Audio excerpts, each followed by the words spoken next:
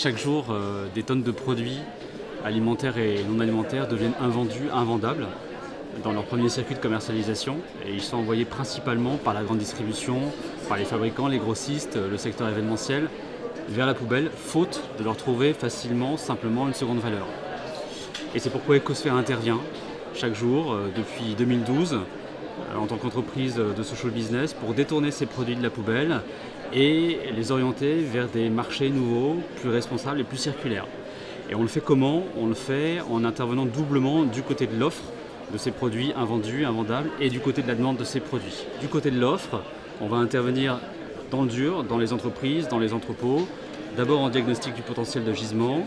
ensuite en préconisation et accompagnement à la conduite du changement des process organisationnels, matériels, managériaux, en waste management.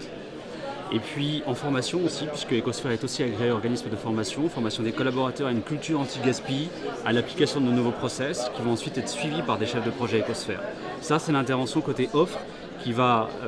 nous permettre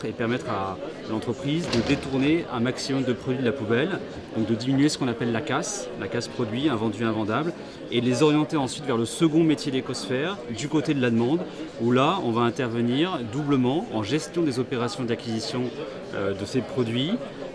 traçabilité, logistique, adéquation entre l'offre et la demande et en multivalorisation de ces produits. Donc des structures de l'économie sociale et solidaire, des associations caritatives et humanitaires, beaucoup dans le réseau Ecosphere, et puis des structures de l'économie circulaire. Et ça, c'est le dernier marché qu'on va ouvrir, structurer avec une biologiste qui a trouvé un procédé d'extraction du déchet alimentaire, donc le vrai déchet alimentaire d'aujourd'hui, futur ex-déchet grâce à Ecosphere, extraire des pigments de coloration naturels qui vont venir diminuer la composante chimique de la peinture industrielle. Et donc le marché qui se dessine avec ça dans 2 ans, c'est Renault, par exemple, ou Peugeot, qui va commander pour ses voitures des peintures écolo à base de colorants naturels, qui va demander à son industriel de la peinture ce type de peinture-là, qui va utiliser le brevet de notre partenaire, et c'est Ecosphere qui va sourcer et approvisionner ce marché d'économie circulaire.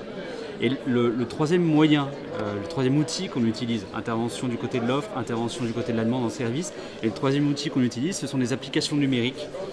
grâce auxquelles on vient simplifier, optimiser et surtout accélérer les échanges entre les acteurs. Ce qui gagne les entreprises, c'est de la création de valeur économique, soit par la réduction fiscale si on donne ces produits à des structures associatives, soit par la génération de chiffre d'affaires si on est sur des marchés de ce type-là, de la création de valeur sociale, je viens d'en parler, la création de valeur environnementale parce qu'on vient diminuer en diminuant le volume de déchets et en transformant les déchets en futurs ex-déchets, on vient diminuer la combustion d'eau, d'énergie et l'émission de gaz à effet de serre liées à l'enfouissement ou à l'incinération. Évidemment la performance RSE de l'entreprise et puis